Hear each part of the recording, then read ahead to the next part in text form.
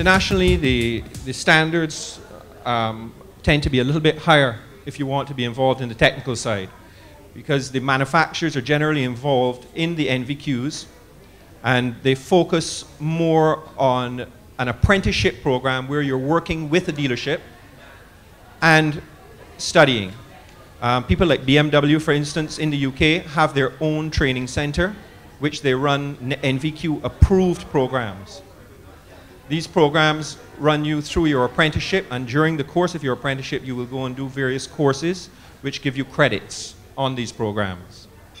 In Barbados, you'll need to, if you want to be in the technical side, at least 5 O-levels, one of which should really be physics. And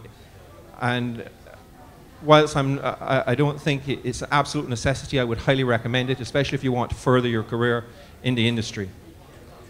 You need the City and Guilds Part 1 and Part 2 to be at least a first-year technician.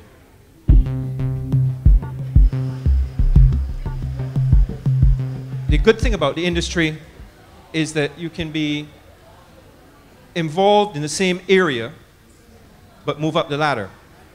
You may start as an apprentice in a workshop, and in a couple of years you get your technical skills improved and honed, and you become, for instance, a service advisor.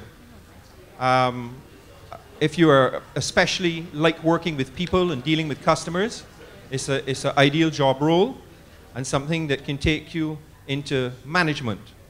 And in this industry, it's an ongoing training exercise. The one thing that is very, very prominent in this industry is that you don't stay still. You have to be constantly training, whether it's the computer program that the parts department and service departments use to be able to do their job effectively, or some technical advancements in the industry. You have to be able to constantly train and update your skills, because it's an ever-changing world in this industry. Today, one thing is new, and tomorrow it's out the door and there's something different. For the ladies, I have to say I'm really happy to see you here. I was very influential, to be honest with you, in bringing the first lady technician on this island, and she's still there working when I went to BS&T Motors. She's now a senior technician in the workshop at what is now called Warren's Motors, and she's highly respected, very knowledgeable. She goes overseas on training courses regularly, so don't feel because you're a lady and the guys think, oh, she can't lift that. You can lift it. We have equipment for doing it, right? So don't feel that you can't be a technician.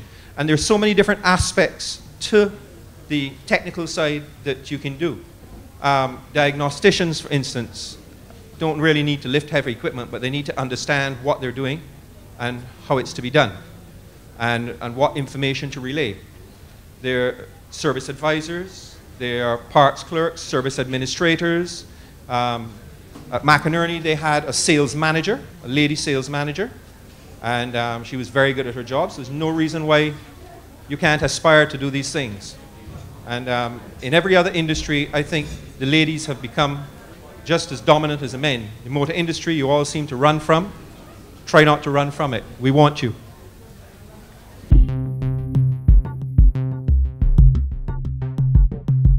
You could do like me and become an entrepreneur and run your own business. I get the best of both worlds. I get to work with the motor cars, and I think the best part's the car testing, The guys get to spend all the money buying the cars, and I get to take their cars and drive them, for free. So for me it works. I don't have to spend the money, but I get the fun. I also have to say that whilst we have the fun side, running your own business is not necessarily an easy thing. You have to be very much a multifaceted type of person.